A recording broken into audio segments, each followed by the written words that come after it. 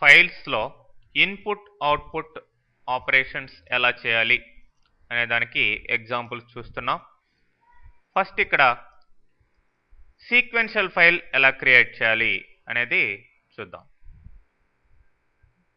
ఇక్కడ ఫస్ట్ మనకు కావాల్సిన హెడర్ ఫైల్స్ డిక్లరేషన్ చేయడం జరిగింది. string.h ఆఫ్ కోర్స్ string.h అవసరమైంది. string.h conio.h fstream.h హెడర్ ఫైల్ని ఇంక్లూడ్ చేసాం. ఎందుకంటే ఫైల్లో ఆపరేషన్స్ చేసేదానికి ఆ హెడర్ ఫైల్ అవసరం కాబట్టి దాంట్లో నుంచే మనం క్లాసెస్ని తీసుకుంటాం కాబట్టి దాన్ని డిక్లేర్ చేయడం జరిగింది. తర్వాత మెయిన్ ప్రోగ్రాంలో ఎస్ అనే ఒక స్ట్రింగ్ వేరియబుల్, ఫైల్ నేమ్ని స్టోర్ చేసేదానికి ఎఫ్ నేమ్ అనే ఒక వేరియబుల్ డిక్లేర్ చేసాం. తర్వాత ఎంటర్ ది ఫైల్ నేమ్ అని ఎఫ్ నేమ్లోకి ఫైల్ నేమ్ని యాక్సెప్ట్ చేస్తున్నాం. నెక్స్ట్ ఆఫ్ స్ట్రీమ్ అనే క్లాస్కి ఇక్కడ ఆబ్జెక్ట్ని క్రియేట్ చేసామండి. ఆఫ్ స్ట్రీమ్ అనేది ప్రీ డిఫైన్డ్ క్లాస్, వాడు ఇచ్చేసిన క్లాసు, దానికి మనం ఇక్కడ ఆబ్జెక్ట్ క్రియేట్ చేసాం. ఆబ్జెక్ట్ పేరేంటి? New file. మన ఇష్టం, ఏ పేరైనా పెట్టుకోవచ్చు. సో మరి న్యూ ఫైల్ బ్రాకెట్లో పారామీటర్ ఏంటి? F name. ఈ ఎఫ్ నేమ్లో ఏ నేమ్ అయితే ఇచ్చామో ఆ పేరుతోటి న్యూ ఫైల్ అనే ఆబ్జెక్టు ఏం చేస్తుంది? ఫైల్ నేమ్ని కొత్తగా క్రియేట్ చేస్తుంది. ఓకే, ఏ మోడ్లో? అవుట్పుట్ మోడ్లో. అవుట్పుట్ మోడ్లో అంటే దాంట్లోకి ఫైల్లోకి ఇన్ఫర్మేషన్ మనం రాయొచ్చు. ఓకే, మరి ఎఫ్ నేమ్లో ఏ ఫైల్ నేమ్ అయితే ఇచ్చామో ఆ ఫైల్ నేమ్ ఇప్పుడు మనకి ఓపెన్ అయింది, దాంట్లోకి ఇన్ఫర్మేషన్ మనం రాయొచ్చు. మరి లూప్లో చూడండి, డూ వైల్ ఆఫ్ 1 అంటే డూ వైల్ ట్రూ అనమాట. ట్రూ అయినంత వరకు ఇక్కడ ఏం చేస్తున్నాం? scene.getLine s,80 ఒక్కొక్క లైన్ని స్ట్రింగ్ ఎస్ వేరియబుల్లోకి మనం ఇన్పుట్ చేస్తాం, టైప్ చేస్తూ ఉంటాం. మరి ఆ టైప్ చేసిన స్ట్రింగ్ ఇక్కడ ఇఫ్లో కంపేర్ చేస్తున్నానండి. ఇఫ్ కండిషన్లో strcmp string compare strlwr of S అంటే మనం ఇచ్చిన ఈ స్ట్రింగ్ లోయర్ కేసులో కన్వర్ట్ చేసి క్విట్ తోని కంపేర్ చేస్తుంది. నాట్ ఈక్వల్ టు 0 అయితే అంటే క్విట్ తోటి సమానం కాకపోతే new file less than S అట్లనే ఎండ్ ఆఫ్ ద లైన్ ఇవ్వడం జరిగింది. అంటే మనం ఇచ్చిన ఇన్ఫర్మేషను మామూలుగా సిఅవుట్ అంటాం కదండి. సిఅవుట్ అంటే స్క్రీన్ మీదకి అవుట్పుట్. ఇక్కడ ఇదేంటి?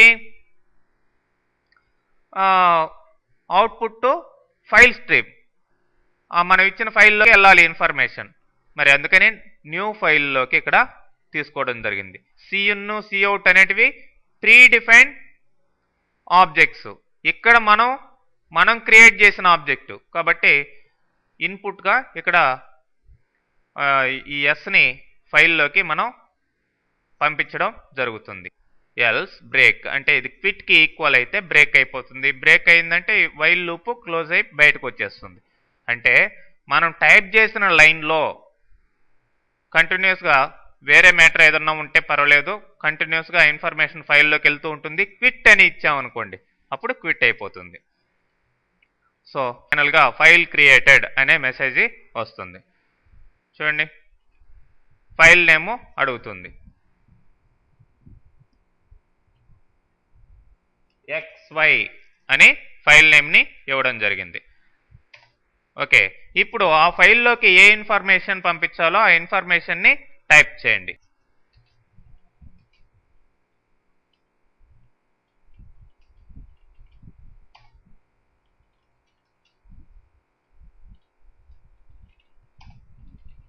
ఫైనల్గా ఇక చాలు అనుకున్నప్పుడు క్విట్ అనండి. ఏమొచ్చింది? ఫైల్ క్రియేటెడ్ అనే మెసేజ్ వచ్చింది. సో మీరు టైప్ చేసిన ఈ ఇన్ఫర్మేషన్ XY అనే ఫైల్లో వెళ్ళి స్టోర్ అయ్యింది. ఓకే, మరి నెక్స్ట్ ప్రోగ్రామ్ ద్వారా మనం ఆ ఫైల్లో ఉండే ఇన్ఫర్మేషన్ ఎలా రీడ్ చేయాలి అనేది చూద్దాం నెక్స్ట్ ప్రోగ్రాంలో. చూడండి హౌ టు వ్యూ, ఎట్లా రీడ్ చేయాలి. ఇక్కడ కూడా ఫైల్ నేమ్ వేరియబుల్ ఎస్ అనే స్ట్రింగ్ వేరియబుల్ తీసుకున్నాం. లైన్ నెంబర్ కోసం ఎల్ఎన్ అనే వేరియబుల్ తీసుకుని దాన్ని 0 ఇనిషియల్గా అసైన్ చేయడం జరిగింది. Enter the file name to view అన్నాం. ఆ ఫైల్ నేమ్ని ఎఫ్ అనే వేరియబుల్లో స్టోర్ చేస్తాం.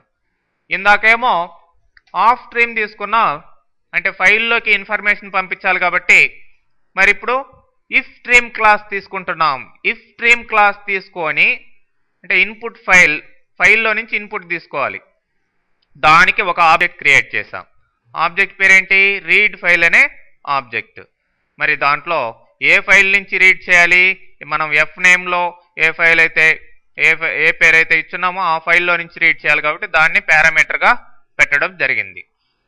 మరి ఇప్పుడు ఇఫ్ నాట్ రీడ్ ఫైల్ అంటే రీడ్ ఫైల్ కనుక లేనట్లయితే okay file does not exist, అంటే ఫైల్ ఉండాలి కదండి రీడ్ చేసేదానికి. అందుకని ఇఫ్ నాట్ రీడ్ ఫైల్ అయితే ఫైల్ డస్ నాట్ ఎగ్జిస్ట్ అని మెసేజ్ ఇచ్చి ఎగ్జిట్ ఆఫ్ 1 అంటే ప్రోగ్రామ్ క్లోజ్ అయిపోతుంది.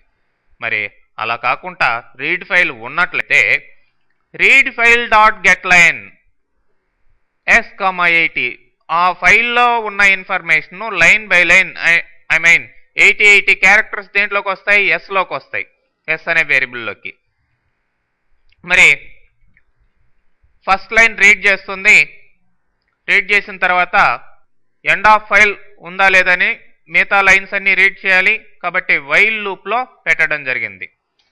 While not read file dot EOF end of file వచ్చేంత వరకు లైన్ నెంబర్ ఇంక్రిమెంట్ అవుతుంది. మనం రీడ్ చేసిన ఎస్లో ఉన్న లైన్ని సిఅవుట్ ద్వారా స్క్రీన్ మీద ప్రింట్ చేస్తూ ఉన్నాం.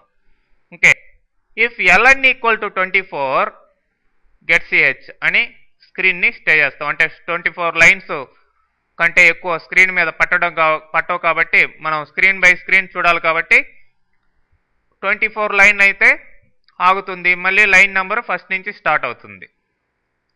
మళ్ళీ read file dot get line s,80.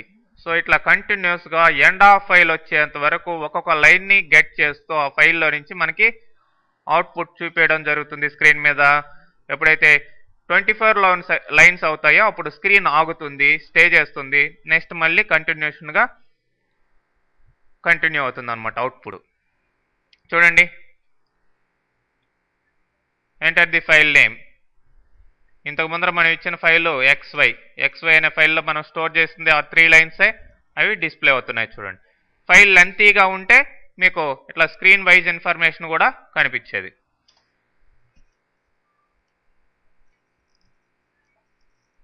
Next మనం ఒక డేటా ఫైల్ లేదంటే ర్యాండమ్ ఫైల్లో ఒక స్ట్రక్చర్ ప్రకారం డేటాను ఎలా స్టోర్ చేయాలి అనేది చూద్దాం. మరి ఇక్కడ దీనికంటూ ఒక structure, data predefined formats, sizes అన్నీ ఉండాలి కాబట్టి ఎంప్లాయీస్ అనే క్లాస్ తీసుకున్నాం. దాంట్లో కావాల్సిన వేరియబుల్స్ తీసుకున్నాం. ఫిక్స్డ్ రికార్డ్ బై రికార్డ్ డేటాని స్టోర్ చేయాలి కాబట్టి employee number, name, designation, salary ఇట్లా తీసుకున్నాం. మరి ఈ క్లాస్లో గెట్ అనే ఫంక్షన్ ద్వారా ఈ ఎంప్లాయీ నెంబర్లోకి, నేమ్లోకి, డిజిగ్నేషన్, శాలరీ ఈ వేరియబుల్స్లోకి డేటాని గెట్ చేస్తున్నామండి. అదే డిస్ప్లే అనే ఫంక్షన్ ద్వారా ఆ డేటాని డిస్ప్లే చేస్తున్నాం. మరి మెయిన్ ప్రోగ్రాంలో చూడండి, పైన ఉన్న ఎంప్లాయీ క్లాస్కి ఈఎంపీ అనే ఆబ్జెక్ట్ని తీసుకున్నాం. మరి ఇప్పుడు ఈ ప్రోగ్రాంలో మనం ఇన్పుట్ టు అవుట్పుట్ రెండు చేయబోతున్నాం కాబట్టి ఏ క్లాస్ తీసుకున్నాం? ఎఫ్స్ట్రీమ్ ప్రీడిఫైన్డ్ క్లాస్. అది ఎఫ్స్ట్రీమ్కి ఈఎంపీ ఫైల్ అనే ఆబ్జెక్ట్ని క్రియేట్ చేయడం జరిగింది. సో ఎఫ్స్ట్రీమ్ తీసుకున్నాం కాబట్టి దీంట్లో ఈ ఈఎంపీ ఫైల్లో నుంచి రీడ్ చేయొచ్చు, ప్లస్ ఈ ఈఎంపీ ఫైల్లోకి రైట్ కూడా చేయొచ్చు. ఇన్పుట్ అవుట్పుట్ రెండు ఆపరేషన్స్ కూడా చేయొచ్చు అనమాట. మరి ఈ ఫైల్ని ఓపెన్ చేస్తున్నామండి. EMP file dot open, file name ఏంటి? emp1.dat అని ఇవ్వడం జరిగింది. ఏ మోడ్లో ఓపెన్ చేస్తున్నాను? IOS out, iOS in, iOS append 3 మోడ్లో ఓపెన్ చేస్తాను. అంటే ఫైల్లో నుంచి రీడ్ చేయొచ్చు, ఫైల్లోకి కొత్తగా ఫైల్ని క్రియేట్ చేయొచ్చు, లేదంటే ఆల్రెడీ ఫైల్ ఉన్నట్లయితే ఆ ఫైల్లోకి ఇన్ఫర్మేషన్ యాడ్ చేయొచ్చు. సపోజ్ 10 రికార్డ్స్ ఉంటే కొత్తగా 11th రికార్డ్ యాడ్ చేయొచ్చు అనమాట. ఓకే, సో ఇప్పుడు చూడండి emp.get అన్నాం. సో డేటాని గెట్ చేస్తుంది. ఇప్పుడు write అనే ఫంక్షన్ ద్వారా చూడండి, write అనే ఫంక్షన్ ద్వారా మనం ఫిక్స్డ్ సైజుని, రికార్డ్ సైజుని మెన్షన్ చేస్తూ ఈ ఈఎంపీలో ఉండే డేటాని ఈ ఫైల్లోకి రైట్ చేయడం జరుగుతుంది. చూడండి %emp అంటే ఈఎంపీలో ఉండే డేటా వాటి యొక్క అడ్రస్ల ద్వారా ఇక్కడ ఈ ఫైల్లోకి రైట్ చేయడం జరుగుతుంది. సైజ్ కూడా మనం మెన్షన్ చేయడం జరిగింది. అంటే record by record fixed format తో, ఫిక్స్డ్ సైజ్ తోటి ఇక్కడ డేటా స్టోర్ అవుతుంది ర్యాండమ్ ఫైల్లో. So do you want to continue అని అడుగుతుంది. ఓకే, ఎస్ అని ఇచ్చినట్లయితే మళ్ళీ నెక్స్ట్ రికార్డు, స్మాల్ ఎస్ ఇచ్చినా క్యాపిటల్ ఎస్ ఇచ్చినా కానీ. తర్వాత అంతా ఇన్ఫర్మేషన్ రైట్ చేసిన తర్వాత దాంట్లోకి మనం ఆ ఇన్ఫర్మేషన్ డిస్ప్లే చేయాలి అంటే మీరు చూడండి emp file dot seekg 0,ios beginning. ఎక్కడ పొజిషన్ ఎక్కడ పెట్టాం, రికార్డ్ పొజిషన్. సపోజ్ ఇంతకు ముందర 10 రికార్డ్స్ రైట్ చేసి ఉంటే దాంట్లోకి రికార్డ్ పొజిషన్ ఎక్కడ ఉంటుంది, కర్సరు లాస్ట్లో ఉంటుంది 10th రికార్డ్ తర్వాత రీడ్ అన్నాం అనుకోండి, ఇన్ఫర్మేషన్ రీడ్ కాదు కాబట్టి ఫస్ట్లో పెట్టాలి. కాబట్టి బిగినింగ్లో ఇక్కడ రికార్డ్ పొజిషన్ని పెట్టడం జరిగింది iOS బ్యాగ్ అనే ఫ్లాగ్ని ఇక్కడ ఇచ్చి seekg అనే ఫంక్షన్ ద్వారా. సో ఇప్పుడు record position beginning of the ఫైల్లో ఉంటుంది. సో బిగినింగ్ ఆఫ్ ద ఫైల్లో రికార్డ్ పొజిషన్ ఉంది కాబట్టి ఇప్పుడు రీడ్ అనే ఫంక్షన్ ద్వారా మనం ఈ యొక్క emp అనే ఆబ్జెక్ట్లోకి మనం ఒక్కొక్క రికార్డ్ని సైజ్ మెన్షన్ చేస్తూ రీడ్ చేస్తున్నాం. మరి ఆ రీడ్ చేసిన ఫస్ట్ రికార్డు ఇక్కడ డిస్ప్లే కావడం జరుగుతుంది. మరి డిస్ప్లే అయిన తర్వాత నెక్స్ట్ రికార్డ్ని మళ్ళీ రీడ్ చేసేదానికి ఇక్కడ లూప్లో రిమైనింగ్ రికార్డ్స్ అన్ని రీడ్ అవుతాయి. ఎప్పటి వరకు, while not emp file dot eof end of file వరకు. సో బిగినింగ్ ఆఫ్ ద పొజిషన్లో పెట్టాం. 1 by 1 రికార్డు రీడ్ అవుతూ రీడ్ అనే ఫంక్షన్ ద్వారా మనం డిస్ప్ చేస్తున్నాం ఆ డేటాని. సో మనం రైట్ చేసిన డేటా అంతా కూడా ఫైనల్గా మనం చూడడం జరుగుతుంది. emp ఫైల్ డాట్ క్లోజ్ అన్నాం, ఎండ్ అయిపోయింది, ఫైల్ క్లోజ్ అయిపోతుంది. ఓకే, చూడండి అవుట్పుట్ చూడండి. Employee number, employee name, designation, salary, yes continue, మళ్ళీ employee number, name, designation, salary. Okay, no అంటున్నాను. మనం స్టోర్ చేసిన ఫైల్లోకి స్టోర్ చేసిన డేటా ఆ 2 రికార్డ్స్ కూడా డిస్ప్లే కావడం జరిగిందండి. ఓకే,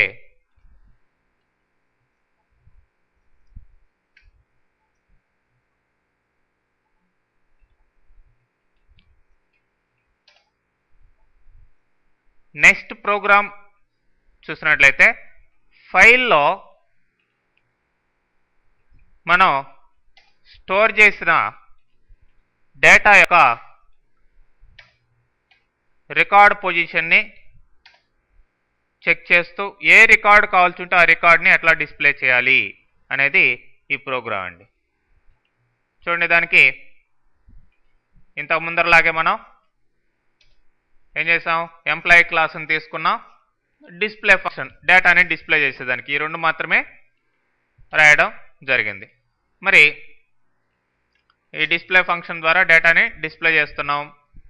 గెట్ అనే ఫంక్షన్ ఇక్కడ లేదు, ఎందుకంటే డేటాని రీడ్ చేయడమే ఇక్కడ ఈ ప్రోగ్రాంలో మెయిన్ ఎయిమ్ కాబట్టి. సో ఇక్కడతోటే ఈ క్లాస్ని క్లోజ్ చేసాం. సో ఇప్పుడు ఓన్లీ రీడింగ్ కాబట్టి నేను emp క్లాస్కేమో emp అనే ఆబ్జెక్ట్ని తీసుకోవడం జరిగింది.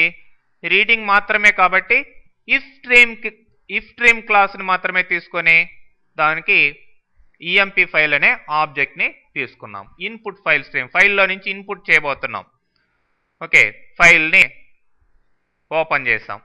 ఏది ఇంతకు ముందర మనం క్రియేట్ చేసిన ఫైల్ని emp1.dat iOS ఇన్పుట్ మోడ్లో మాత్రమే ఓపెన్ చేస్తున్నాం అది.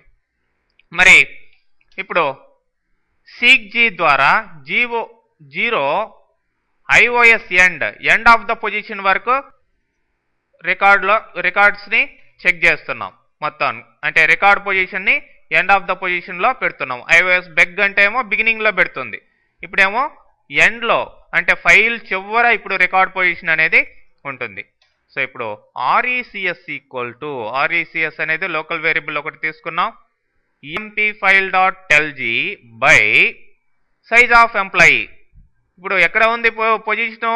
చివర ఉంది. tlg అన్నప్పుడు రికార్డ్ పొజిషన్ సపోజ్ 100 అనుకోండి, 100 అనే రికార్డ్ పొజిషన్స్ని అంటే లాస్ట్ పొజిషన్ని చూపిస్తుంది. బై సైజ్ ఆఫ్ ఎంప్లాయీ, ఒక్కొక్క ఎంప్లాయీ రికార్డ్ సైజ్ 10 అనుకోండి. 100/10 అంటే ఎంతండి? ఎన్ని రికార్డ్స్ ఉన్నట్టు? టోటల్గా 10 రికార్డ్స్ ఉన్నట్టు RECSలో వస్తుంది. సో ఇప్పుడు టోటల్ నెంబర్ ఆఫ్ రికార్డ్స్ ఎన్ని ఉన్నాయో మనకు తెలుసు కాబట్టి R అనే వేరియబుల్ ఇక్కడ తీసుకున్నాం. నంబర్ ఆఫ్ రికార్డ్స్ ఎన్ని ఉన్నాయో చూపిస్తున్నాం. ఎంటర్ ది రికార్డ్ నెంబర్ అని చెప్పి అడుగుతుంది. ఆర్లోకి మనకు కావాల్సిన రికార్డ్ నెంబరు ఎంటర్ చేస్తాం. ఇఫ్ R <1 అంటే 1 కంటే తక్కువ ఉంటే అంటే 0th రికార్డ్ ఇచ్చినట్టు అర్థం. ఆర్ గ్రేటర్ దెన్ RECS అంటే ఆడ ఉన్నన్ని రికార్డులు, ఆ రికార్డుల కంటే R ఎక్కువగా ఉంటే నో సచ్ రికార్డ్ అనే మెసేజ్ వస్తుంది. లేకపోతే కరెక్ట్గా మీరు అడిగిన record position, suppose 3rd record మీరు అడిగారు అనుకోండి, 2nd రికార్డ్ ఎండింగ్లో ఆ యొక్క రికార్డ్ పొజిషన్ని ప్లేస్ చేయాలి. కాబట్టి seekg అనే ఫంక్షన్ ద్వారా R-1 అంటే మీరు 3rd అడిగితే దాని ముందర రికార్డు దగ్గర అనమాట. ఆ పొజిషన్లో ఇంటూ సైజ్ ఆఫ్ ఎంప్లాయీ ఆ పర్టికులర్ పొజిషన్లో బిగినింగ్ నుంచి సెర్చ్ చేసి రికార్డ్ పొజిషన్ని పెడుతుంది. సో ఇప్పుడు రీడ్ అన్నప్పుడు ఏం రీడ్ అవుతుంది? దాని తర్వాత రికార్డు రీడ్ అవుతుంది. దేంట్లోకి? emp అనే ఆబ్జెక్ట్లోకి రీడ్ కావడం జరుగుతుంది. సో emp.display అన్నప్పుడు మీకు కావాల్సిన ఆ యొక్క రికార్డు డిస్ప్లే కావడం జరుగుతుంది. ఆ విధంగా పర్టికులర్ రికార్డ్ని, ఒక ఫైల్లో ఉండే పర్టికులర్ రికార్డ్ని మీరు రీడ్ చేయొచ్చండి. చూడండి, టోటల్ నెంబర్ ఆఫ్ రికార్డ్స్ ఇంతకు ముందర ప్రోగ్రామ్ ద్వారా మనం స్టోర్ చేసినట్వి 2 కాబట్టి రికార్డ్ నెంబర్ అడుగుతుంది. నేను 5 అని ఇస్తున్నాను, no such record, error message వచ్చింది. అదే ఇప్పుడు నెంబర్ 1 అని ఇస్తాను చూడండి, ఫస్ట్ రికార్డు డిస్ప్లే కావడం జరిగింది. అదే 2 అని ఇస్తే సెకండ్ రికార్డ్ డిస్ప్లే అయ్యేది.